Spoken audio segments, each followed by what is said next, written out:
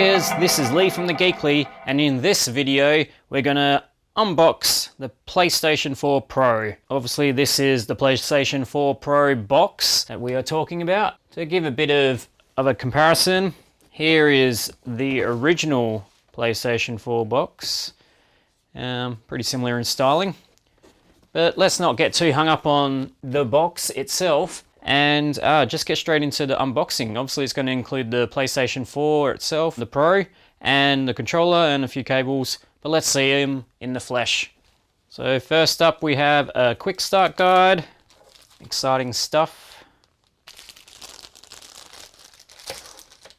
We have a USB cable for charging your controller, kettle style cord for powering your PlayStation 4 Pro, another headset, I say.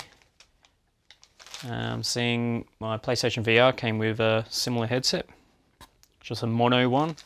We have a HDMI cable, doesn't look that long, but always useful anyway. And of course, we have the new DualShock 4. Now, it probably looks pretty similar, but I don't know, on first inspection, it looks, I don't know, the buttons look a little bit different, like the shade of the buttons and the D-pad look like a lighter grey than usual, rather than more black. And the main difference from what I know of this controller is there's actually a light bar along here. Have absolutely no idea what's the point of that, and I think is one of the worst features of the DualShock, which I think is one of the best controllers around. But because of the LED on that, I find the battery life on these really suck, and I wish there was a way you could turn it off for when you don't need to be tracking where the DualShock is, because most games probably don't need that. Instead, for some reason, Sony have decided to give you even more light by having a beam across here. But still, it's still one of the best, if not the best, controllers around.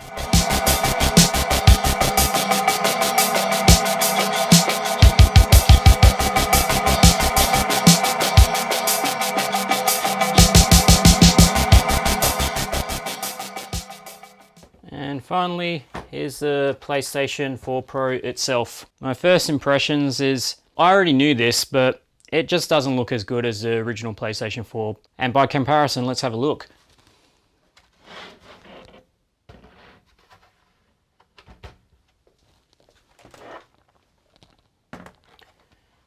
I still think that the PlayStation 4 original is possibly one of the best, if not the best looking consoles of all time. The new one, I kind of call, well, the Pro should I say, I call the Mac, the Big Mac, because it's got the, triple layers there. I don't like the rounded edges as much as the sharp edges that you get on the original PlayStation 4.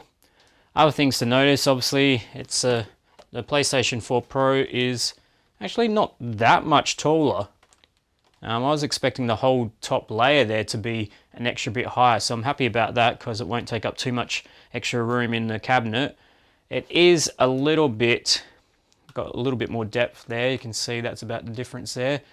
If we put it on top, there's a little bit of difference there, but not much. So the PlayStation 4 Pro is only slightly larger in size, but should provide quite a bit more processing power for the games coming up in the future, and also now, whether you're attempting to get 4K out of this or something near that, which is quite the controversy about the PlayStation 4 Pro, or just trying to get a steadier frame rate out of games is also another benefit. Better stuff for VR, of course, as well. Also has double the storage than the original PlayStation 4 with a 1TB hard drive. Of course, the PlayStation 4 original does come in 1TB models as well, but my original one here is only a 500 gig. It does have some different Wi-Fi options. So yeah, there are some minor little upgrades overall.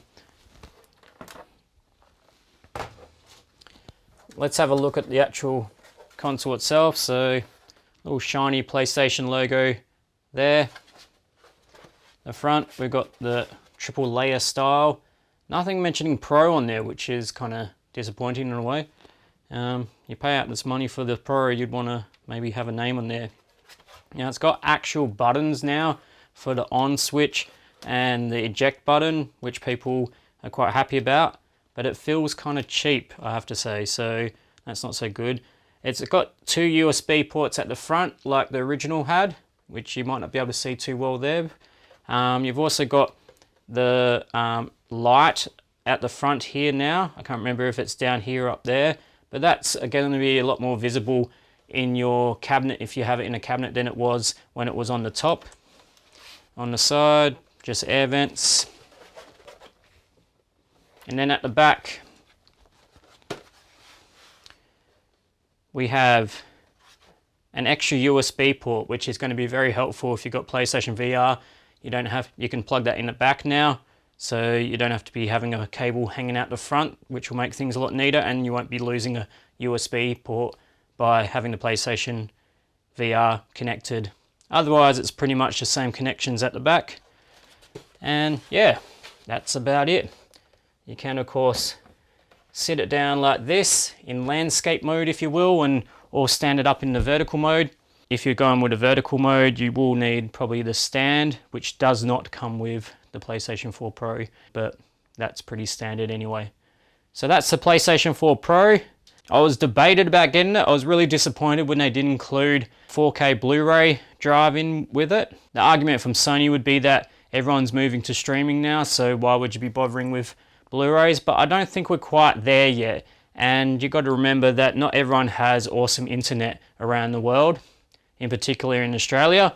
It can be a mixed bag, even if you have NBN. So I think it was a bit of a bad move, especially seeing the Xbox One S, which is a lot cheaper than the PlayStation 4 Pro, does include 4K Blu-ray. And no doubt the Scorpio, when Microsoft released that in the end of 2017, will also have 4K Blu-ray. So that's going to be one downside with this.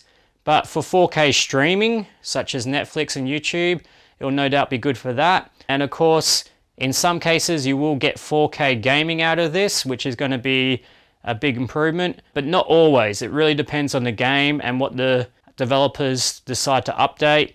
And a lot of games such as Tomb Raider, I believe, Rise of Tomb Raider, has options to have either smoother frame rates at 1080p, or you could have 4K mode. And yeah, each developer will more treat it more like a PC sort of thing, where you'd have like medium, high settings in a way for things like textures and that. Depends on what you're more focused on and probably what game you're playing. If you're playing an FPS or something, you might be wanting more smoother frame rates. But if you're playing a adventure game that doesn't really rely on frame rates so much, you might be wanting that 4K resolution or whatever is offered in a particular game. The game that I'll be trying out tonight, The Last Guardian, that's supposedly running at 1800p at 30 frames per second if you go for the high resolution mode. It's going to be interesting to see how The Last Guardian goes, because initial reports are that on the original PlayStation 4 it's getting quite low frame rates even at 1080p, while with the PlayStation 4 Pro you'll get a steady 30 frames per second on 1080p, or you'll get mid 20s to 30s for frame rates on the semi 4K mode at 1800p.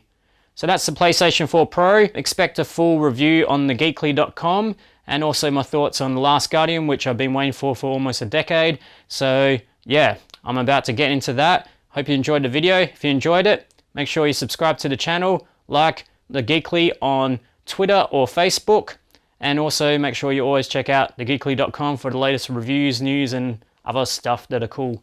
Alright, till next time, check it.